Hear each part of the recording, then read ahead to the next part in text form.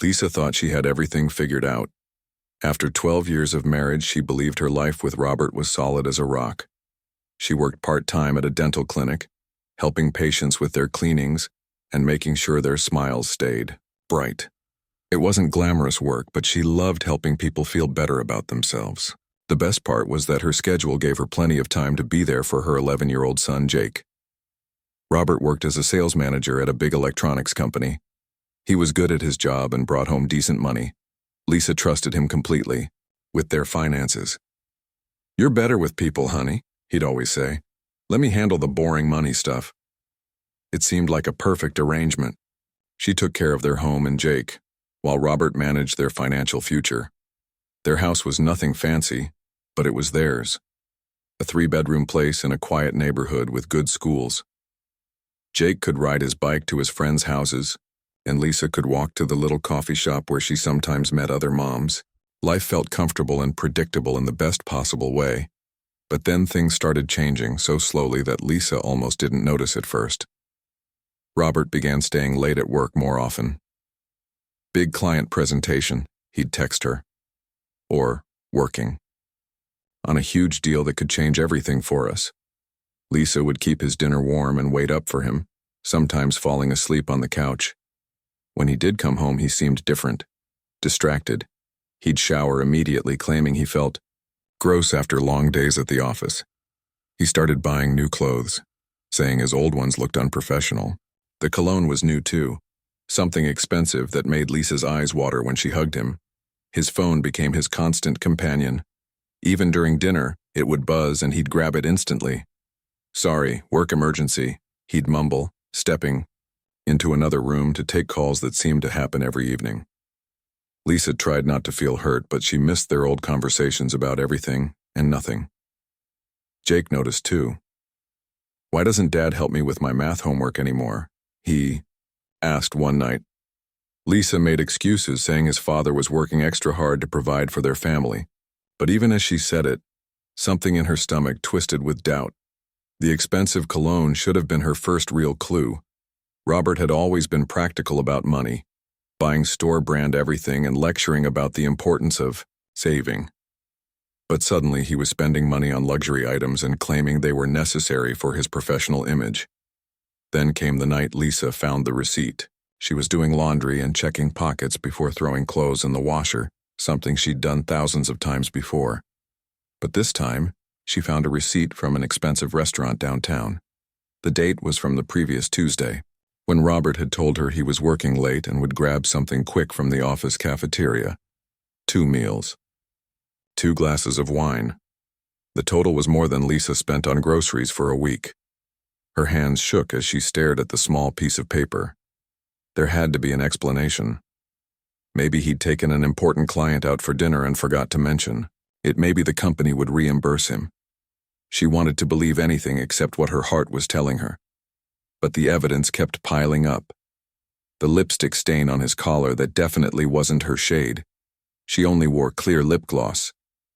The way he suddenly needed to work weekends, something that had never happened in 12 years, the new passwords on his phone and computer, when they'd always shared everything before. Lisa started paying attention to things she'd been ignoring. How Robert would smile at his phone when he thought she wasn't looking. How he'd started going to the gym every morning, claiming he needed to stay in shape for his career. How he'd begun criticizing little things about their life together, the house, the neighborhood, even her cooking. The confrontation happened on a Thursday night in March. Robert came home late again, reeking of that expensive cologne and looking guilty. Lisa was waiting in the living room with the restaurant receipt in her hand. "Who is she?" Lisa asked simply. Robert's face went white, then red.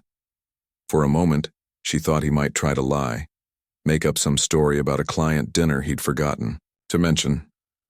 Instead, he sat down heavily in his favorite chair and put his head in his hands. "Her name is Rebecca," he said quietly. "She started working in our department 6 months ago." 6 months. Lisa felt like someone had punched her in the stomach. 6 months of lies, 6 months of pretending everything was normal, while her husband was building a whole other life with someone else. "I didn't plan for this to happen," Robert continued, but his voice sounded hollow, like he was reading from a script. I was going to tell you, I just didn't know how. Lisa wanted to scream, to throw something, to demand answers to 1,000 questions. Instead, she asked the most important one. Do you love her? Robert looked up at her then, and Lisa saw a stranger. This wasn't the man who'd held her hand during Jake's birth, who'd cried with her when her mother died, who'd promised to love her forever in front of all their friends and family. Yes, he said. I'm sorry, but yes, I love her. The next morning, Robert was different, cold, businesslike. He'd made his decision during the night, and now he was ready to move forward with military precision. He wanted a divorce. He wanted to marry Rebecca. He'd already talked to a lawyer. I deserve to be happy, he told Lisa over coffee, as if their 12 years together had been some kind of prison sentence he'd finally escaped. We both deserve a chance at real happiness. Real happiness. As if what they'd built together, what she'd thought they'd built together, had been fake all along. Within a week, Robert had moved out. He took his clothes, his electronics, and most of their savings account. He said he needed money for a deposit on a new apartment that he'd sort out the finances later. Lisa was too shocked to argue, too broken to fight. That's when the real nightmare began. The bills started arriving like clockwork. Credit card statements for accounts Lisa didn't even know existed.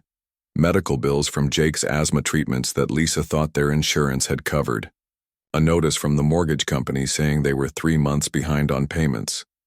Lisa sat at her kitchen table surrounded by papers she didn't understand, feeling like she was drowning. How had she been so blind? How had Robert been hiding so much debt while she was living in their house, cooking their meals, raising their son, believing everything was fine? The worst part was the credit card debt. Over $40,000 spread across 6 different cards. Cards that had both their names on them, which meant Lisa was legally responsible for half of everything, even though she'd never even seen most of these cards. Robert claimed he'd use the money for family expenses and investments in their future, but Lisa couldn't find any evidence of these investments. What she found instead were charges for expensive restaurants, weekend trips, and jewelry that had never made it home to her. The phone calls from creditors started almost immediately, polite at first, then increasingly aggressive. Lisa tried, explaining that she was getting divorced, that she didn't know about these debts, but it didn't matter. Her name was on the accounts, and that made her responsible. She increased her hours at the dental clinic, but part-time work couldn't possibly cover the mountain of debt Robert had left behind. The mortgage was the biggest worry. If she couldn't catch up on the payments, she and Jake would lose their home. At night, after Jake was asleep, Lisa would sit at the kitchen table with a calculator and a stack of bills, trying to make the numbers work. But no matter how she added and subtracted, there wasn't enough money. There would never be enough money. She thought about calling Robert, begging him to help, reminding him that Jake needed stability and that the debt was partly his responsibility. But every time she picked up the phone, she remembered the coldness in his voice when he'd said he deserved to be happy, and she'd hang up without dialing. Lisa had always been the optimist in their marriage, the one who believed everything would work out if you just tried hard enough. But sitting alone in her kitchen, surrounded by bills and broken dreams, she wondered if trying hard enough would be sufficient this time. 3 weeks after Robert walked out, the first eviction notice arrived. Lisa stared at the official-looking paper taped to her front door, her hands trembling as she read the words. 30 days to pay or move out. The house that had been their family home for 8 years, where Jake had taken his first steps and lost his first tooth, was about to be taken away. She pulled the notice down quickly, hoping the neighbors hadn't seen it. The last thing she needed was for Jake to come home from school and find out this way that they might lose their home. She'd been trying so hard to keep things normal for him, but normal was becoming impossible. Lisa's hours at the dental clinic increased from 20 to 35 hours a week. Dr. Patterson, her boss, was understanding about her situation and gave her as many hours as possible. But even working almost full-time, her paycheck barely covered groceries and utilities. The mortgage payment, Credit card minimums and other bills remained untouched, growing larger every month with late fees, and interest every morning started the same way. Lisa would make Jake breakfast, pack his lunch, and send him off to school with a smile. Then she'd sit at the kitchen table with her coffee and the calculator, moving numbers around like puzzle pieces that never quite fit together. No matter how many times she ran the calculations, there simply wasn't enough money to go around. The grocery shopping became a careful dance of coupons and store brands. Lisa found herself standing in the cereal aisle for 10 minutes, comparing prices per ounce and deciding whether the name brand was worth the extra $1. She started buying generic everything and learned to make meals stretch further than they ever had before. Jake noticed the changes even though Lisa tried to hide them. Kids see everything, even when adults think they're being clever. He stopped asking for new video games or name-brand snacks. When his sneakers got a hole in the toe, he didn't mention it for weeks, trying to hide it from his mom. The stress was eating Lisa alive. She lost 15 pounds in 2 months. Not because she was trying to diet, but because she often gave Jake the bigger portion and told him she wasn't very hungry. Sleep became elusive. She'd lie awake at night running through scenarios, trying to figure out how to make things work, how to save their home, how to give Jake the stability he deserved. The phone calls from creditors became relentless. They'd call during dinner, early in the morning, and late at night. Lisa learned to recognize the numbers and eventually stopped answering altogether. The answering machine would fill up with messages from people wanting money she didn't have, threatening actions she couldn't prevent. One particularly bad day, Lisa came home from work to find that the electricity had been shut off. She'd thought she had another week before the final notice expired, but she'd miscalculated. Jake was sitting on the front steps, his backpack beside him, looking confused and a little scared. "Mom, why don't the lights work?" he asked as she walked up the driveway. Lisa's heart broke a little more. She knelt down next to him and tried to explain that sometimes grown-ups have problems with bills, but that everything would be okay. Even as she said it, she wasn't sure she believed it herself. That night, they ate peanut butter sandwiches by candlelight and pretended it was an adventure. Jake seemed to buy it, chatting about his day at school and asking if they could do this again sometime. But Lisa could see the worry in his eyes, the way he kept glancing at the dark light switches, the questions he wasn't asking but was clearly thinking. The breaking point came 2 weeks later. Lisa had managed to get the electricity turned back on by borrowing money from her sister, but the water was next. She was sitting at the kitchen table, surrounded by disconnection notices and past due bills, when she just couldn't hold it together anymore. Jake walked into the kitchen and found his mother crying into her hands, shoulders shaking with the force of her sobs. For 11 years, he'd seen his mom as the strongest person in the world, the one who could fix anything and make everything better. Seeing her fall apart was terrifying and eye-opening all at once. "Mom," he said quietly, sitting down next to her. Lisa tried to pull herself together, wiping her eyes and attempting a smile. But Jake wasn't buying it this time. He was too smart, had seen too much and understood more than she'd given him credit for. "It's Dad, isn't it?" Jake said. "He's not coming back, and now we don't have enough money." Lisa looked at her son, really looked at him, and saw that he wasn't a little boy anymore. The past few months had aged him, forced him to grow up faster than any child should have to. His eyes held a maturity that broke her heart and made her proud at the same time.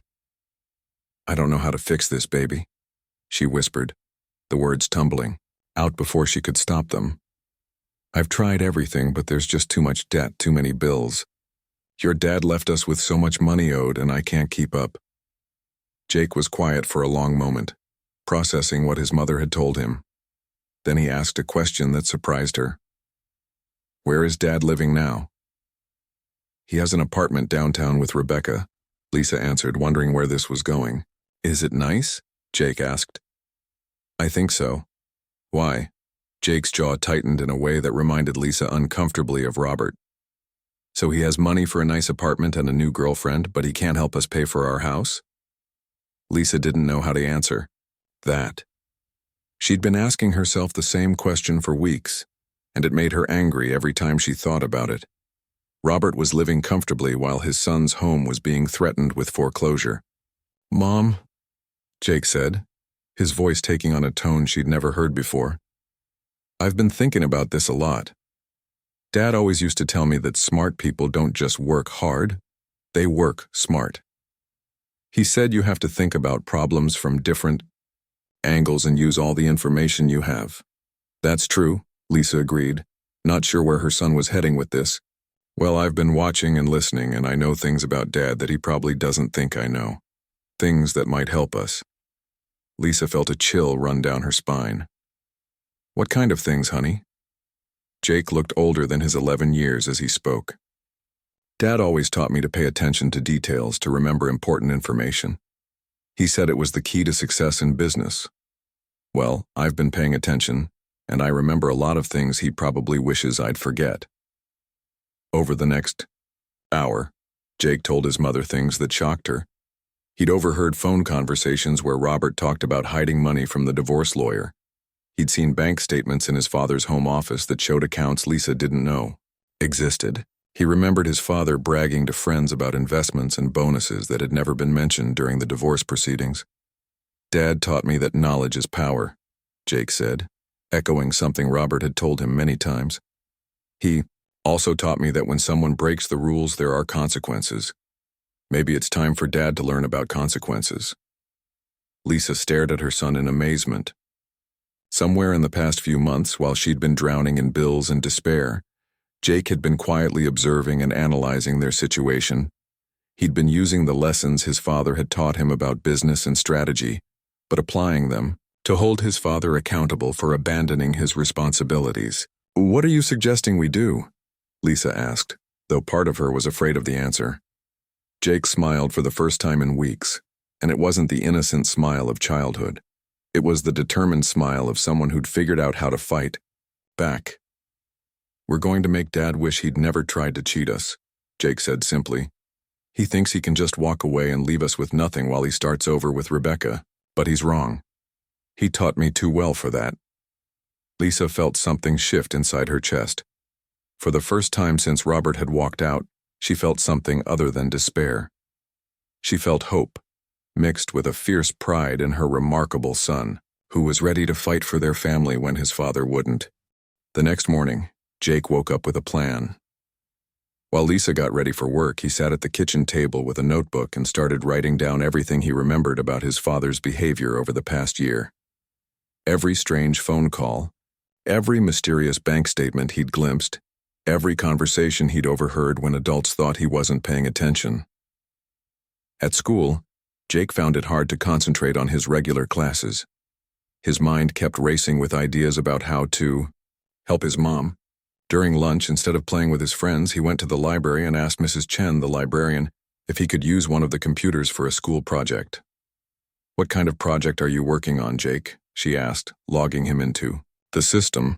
"It's about fairness and justice," Jake said, which wasn't exactly a lie. "I need to research some legal stuff." Mrs. Chen raised an eyebrow but didn't ask more questions. Jake was one of her favorite students, always polite and responsible. If he said he needed to research legal topics, she trusted that he had a good reason. Jake spent his entire lunch period reading about divorce laws and child support. The language was complicated, but he was determined to understand it. He learned that parents couldn't just hide money during a divorce, that there were rules about sharing financial information, and that lying to the court was a serious crime. What really caught his attention was information about something called contempt of court. If someone didn't follow a judge's orders about paying child support, they could get in big trouble. Jake bookmarked several websites and printed out some articles to read at home. After school, Jake didn't go straight home like usual. Instead, he rode his bike to the nice part of town where his father now lived with Rebecca. He'd been there twice for awkward weekend visits, so he knew the address. The apartment complex was fancy, with a pool and a gym, nothing like their simple house. Jake parked his bike across the street and waited. He felt a little silly, like he was playing detective in a movie. But he remembered what his father always said about business. Information is everything. The more you know about your competition, the better you can beat them. After about an hour, Robert's car pulled into the parking lot. Jake watched as his father got out, wearing an expensive-looking suit Jake had never seen before. A woman with long blonde hair got out of the passenger side. That had to be Rebecca. They were both laughing about something, looking happy and carefree. Jake felt anger boil up in his chest. Here was his father, living in a fancy apartment, wearing new clothes, taking his girlfriend out for nice dinners, while Jake's mom was crying over bills she couldn't pay. It wasn't fair, and Jake was going to do something about it. That evening, Jake sat his mother down and showed her everything he'd learned. He'd organized his information like a school report, with neat handwriting and clear sections. Lisa was amazed by how thorough and thoughtful her son had been. "Look, Mom," Jake said, pointing to a printout from the court website. "Dad was supposed to give the judge a list of all his money and property. But I know he has accounts that weren't on that list because I saw the statements on his desk when I visited." Lisa studied the papers Jake had gathered. "How do you remember all these details, honey?"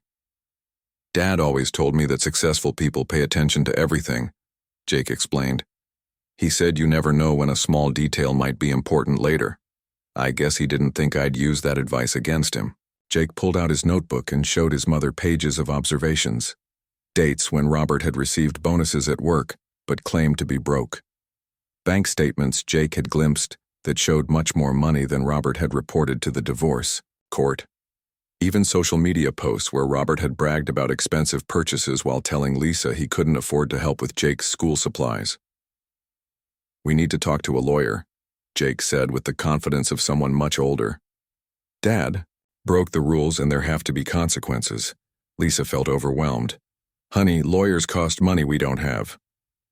"I already thought of that," Jake said, pulling out another printout.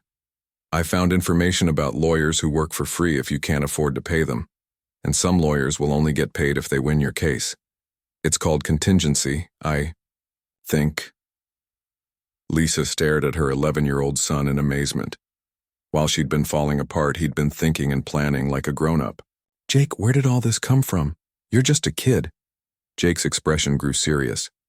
"I stopped being just a kid when Dad left us with no money and moved in with his girlfriend. Someone has to help you, Mom, and if Dad won't do it, then I will." The next day, Lisa called 3 different law offices. The first 2 weren't interested when they heard she couldn't pay up front. But the third lawyer, Mr. Rodriguez, agreed to meet with them after Lisa explained that she had evidence of hidden assets. Mr. Rodriguez's office was small and cluttered, nothing like the fancy law firms on TV. But he listened carefully as Lisa and Jake explained their situation. When Jake presented his carefully organized evidence, the lawyer's eyebrows shot up. "Son, this is impressive work," Mr. Rodriguez said, flipping through Jake's documentation. "You found several things that should have been disclosed during the divorce proceedings. If your father hid these assets, that's fraud." Lisa felt a spark of hope for the first time in months. "What can we do about it?" "We can petition the court to reopen the financial discovery process," Mr. Rodriguez explained. "We can demand that your ex-husband provide complete financial records, and if we find that he lied to the court, there will be serious consequences." Jake leaned forward in his chair. "What kind of consequences?" Mr. Rodriguez smiled at the boy's intensity. "Well, he could be held in contempt of court, which might mean jail time. He'd definitely have to pay penalties and possibly cover our legal fees. Plus, the judge might award your mother a larger share of the assets to make up for his dishonesty." "How long will it take?" Lisa asked. "These things can take months," Mr. Rodriguez admitted. "But based on what Jake has gathered here, I think we have a strong case.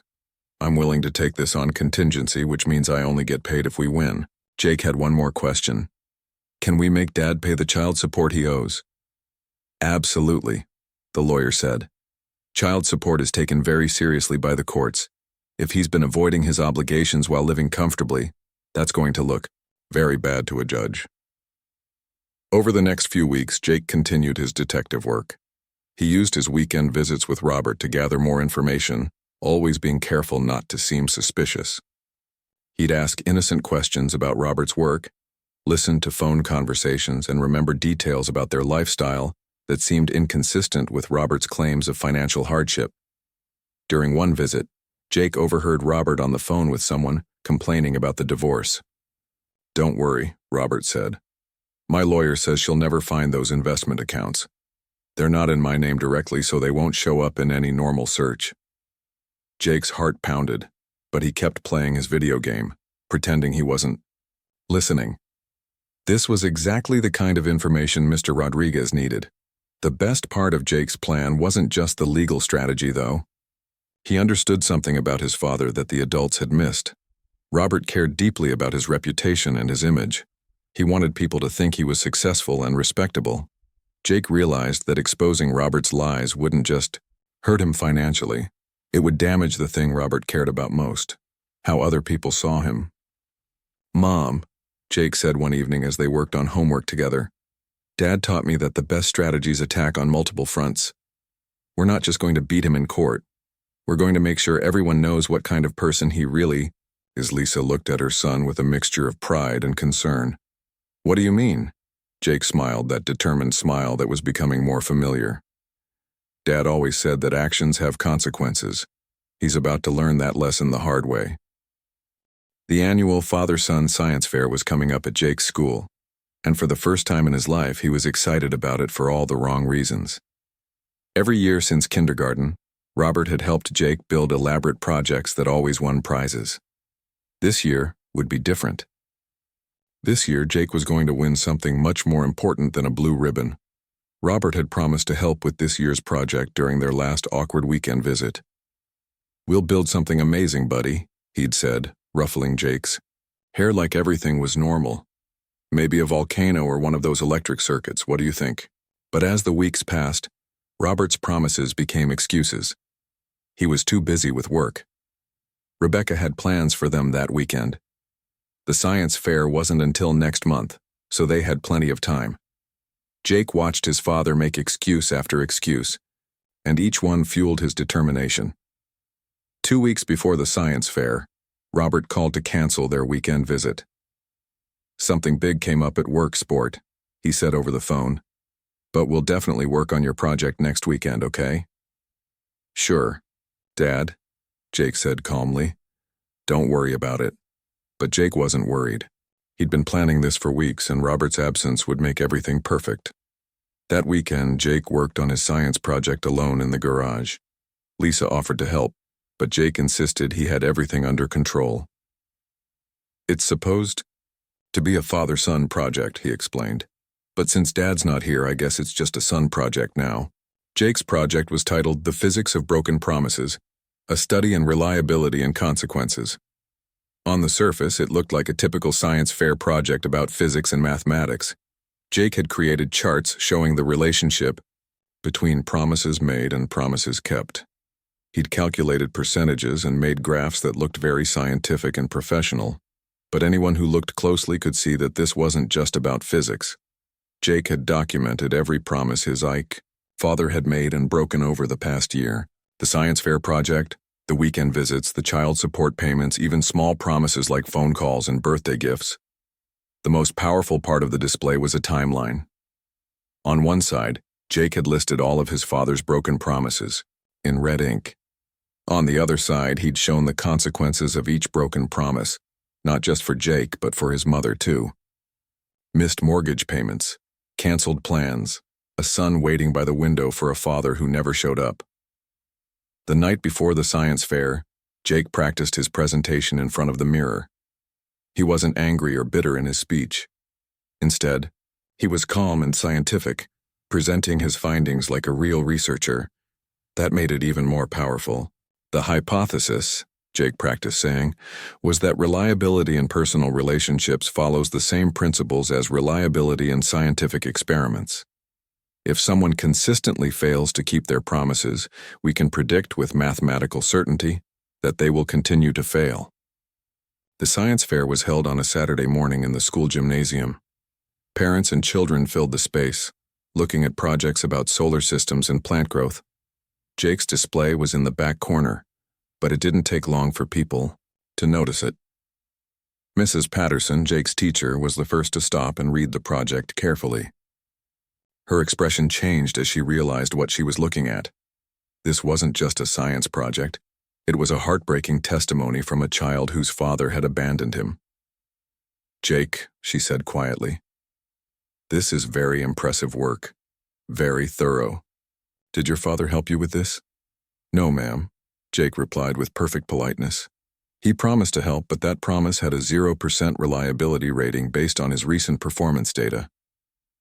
Word spread quickly through the gymnasium. Other parents and teachers began gathering around Jake's display, reading his documentation of broken promises and failed responsibilities. Many of them knew Robert from previous school events. They remembered him as the successful businessman who always bragged about his son and his family. Jake stood next to his project, answering questions with the maturity and composure of someone much older. When asked about his methodology, he explained how he'd tracked patterns of behavior over time. When asked about his conclusions, he calmly stated that unreliable people tend to remain unreliable unless there are consequences for their actions. The local newspaper had sent a reporter to cover the science fair, as they did every year. When she saw Jake's project, she immediately recognized that this was more than just a school assignment. She approached Jake and asked if she could interview him about his research. "It's really about accountability," Jake explained to the reporter. "In science, if your experiments don't work, you have to figure out why and fix the problem. But some people think they can break promises without any consequences. My research shows that's not sustainable." The reporter was impressed by Jake's articulate responses and the depth of his project. She asked if she could take photos and write a story about his work. Jake agreed, but only if she promised to focus on the scientific aspects of his research. The article appeared in the local paper 3 days later, with the headline, "Local Students' Science Project Explores the Cost of Broken Promises." The story highlighted Jake's mature approach to a difficult situation and praised his scientific methodology. It mentioned that Jake had completed the project alone after his father failed to follow through on his commitment to help. But the newspaper article was just the beginning. Someone at the science fair had recorded Jake's presentation on their phone and posted it online. The video went viral within days, shared thousands of times with comments from people praising Jake's intelligence and criticizing absent fathers who abandoned their responsibilities. The video reached Robert's workplace within a week. His colleagues saw it, his boss saw it, and worst of all, Rebecca saw it. The professional reputation Robert had worked so hard to build was suddenly under scrutiny. People who had respected him as a successful family man now saw him as someone who couldn't even keep promises to his own child. At the same time, the legal pressure was intensifying. Mr. Rodriguez had filed motions with the court demanding that Robert provide complete financial disclosure. The hidden bank accounts Jake had discovered were being investigated, and Robert's attempts to conceal assets were unraveling under legal scrutiny. Robert's employer received a court order to garnish his wages for unpaid child support. This meant that money would be taken directly from his paycheck before he could spend it on his new lifestyle with Rebecca. The garnishment was a matter of public record, which added to his professional embarrassment. Rebecca, who had believed Robert's story about an amicable divorce and modest financial obligations, was beginning to see the truth. She'd thought she was dating a successful businessman who'd simply grown apart from his wife. Instead, she discovered she was involved with someone who'd abandoned his child and hidden money to avoid his responsibilities. The luxury lifestyle Robert had promised Rebecca was built on lies and stolen from his own family. The expensive dinners, the nice apartment, the weekend trips, all of it was funded by money that should have been supporting Jake and helping Lisa pay their bills. The social pressure was becoming unbearable for Robert. People he'd worked with for years were looking at him differently. His son's science project had become a symbol of parental responsibility, shared and discussed in parenting groups and social media forums across the country. But Jake wasn't finished.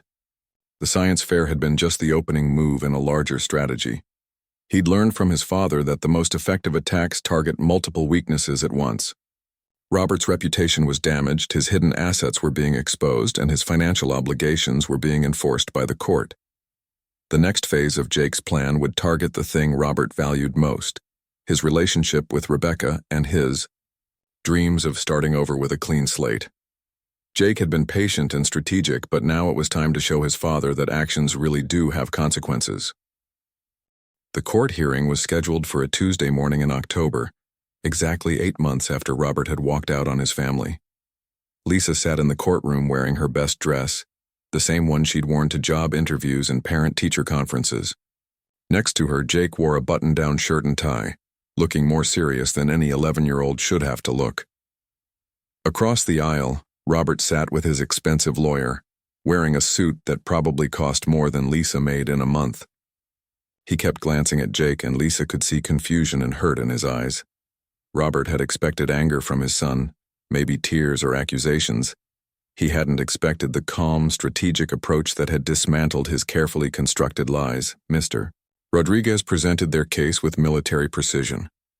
Jake's documentation had provided a roadmap to Robert's hidden assets, and the court-ordered investigation had uncovered even more than they'd expected. Bank accounts in Rebecca's name but funded by Robert. Investment portfolios that had never been disclosed. Even a second car that Robert had claimed as a business expense but used personally. The judge was clearly not impressed with Robert's explanations. "Mr. Thompson," she said sternly, "you were ordered to provide complete financial disclosure during your divorce proceedings. This court has now discovered over $200,000 in assets that you failed to report. Do you have an explanation for this oversight?" Robert's lawyer tried to argue that the accounts were separate property or business investments, but the evidence was overwhelming. Bank records showed that Robert had been systematically moving money out of joint accounts and into hidden investments for over a year before filing for divorce. The judge's decision was swift and comprehensive. Robert was ordered to pay 3 years of back child support immediately, plus penalties and interest. The hidden assets would be divided according to the original divorce decree, which meant Lisa was entitled to half of everything Robert had tried to hide. But the financial judgment was just the beginning. The judge also held Robert in contempt of court for lying during his divorce proceedings. This meant he faced possible jail time if he didn't comply with the new orders immediately. Furthermore, the judge continued, "Mr. Thompson will face wage garnishment until all child support obligations are current. His employer has been notified, and 25% of his gross income will be automatically deducted for child support and penalties." Lisa felt tears of relief streaming down her face. For the first time in months, she could see a future where she and Jake wouldn't have to worry about losing their home or choosing between groceries and utilities. But Jake wasn't satisfied with just the legal victory. Over the past few months, he'd learned that his father's greatest weakness wasn't money. It was his ego and his need to be seen as successful and respectable. The viral video of Jake's science fair presentation had continued to spread online, eventually reaching national attention. A popular parenting blog had written an article about Jake's project, praising his maturity and using his story as an example of how children suffer when parents abandon their responsibilities.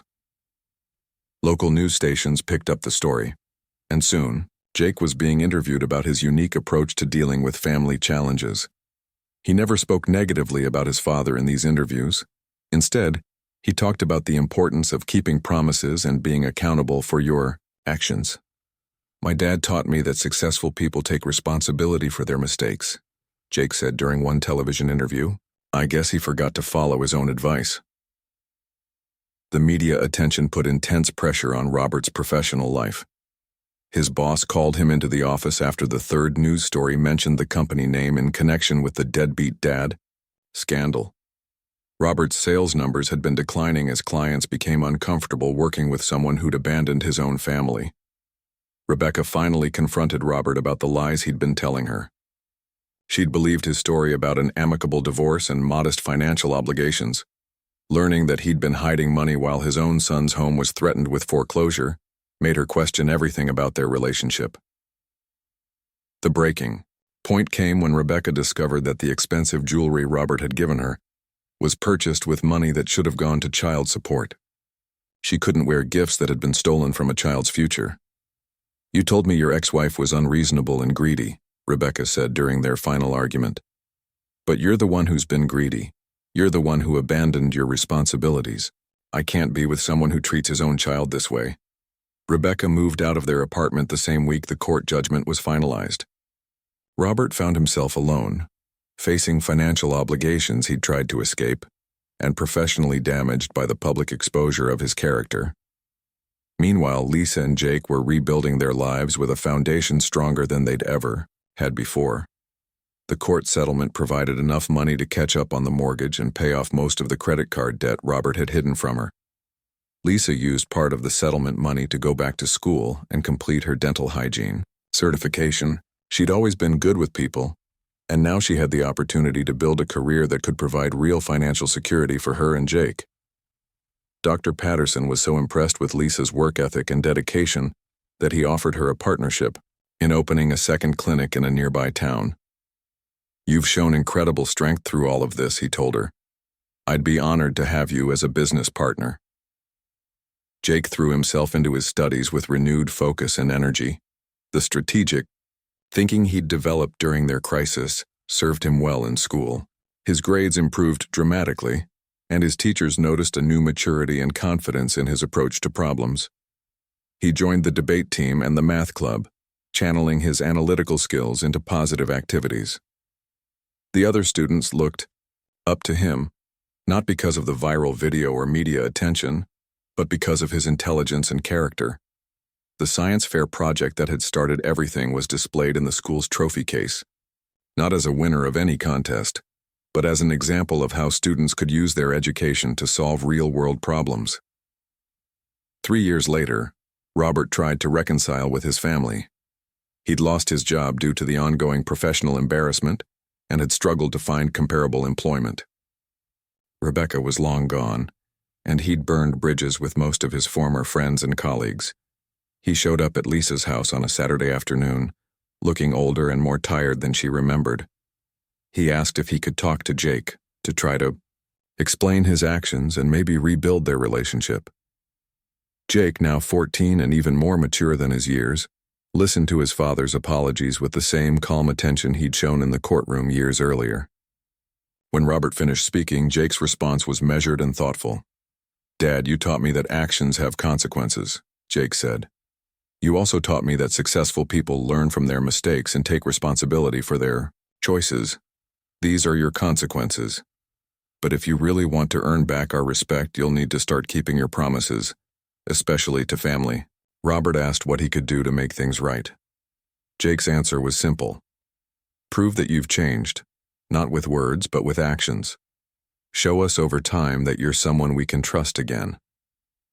The story ends not with a fairy tale reconciliation, but with something more realistic and ultimately more satisfying. Lisa had built a successful dental practice and achieved the financial independence she'd never thought possible. Jake had learned lessons about resilience, strategy, and integrity that would serve him throughout his life. They'd discovered that sometimes the greatest strength comes not from avoiding betrayal and hardship, but from how you respond to it with dignity, intelligence, and unwavering love for the people who truly matter. Their bond, forged in crisis and strengthened by shared struggle, had become unbreakable. Jake never forgot the lessons his father had taught him about business and strategy, but he'd learned something even more valuable from his mother, that real success comes from keeping your promises, especially to the people you love most.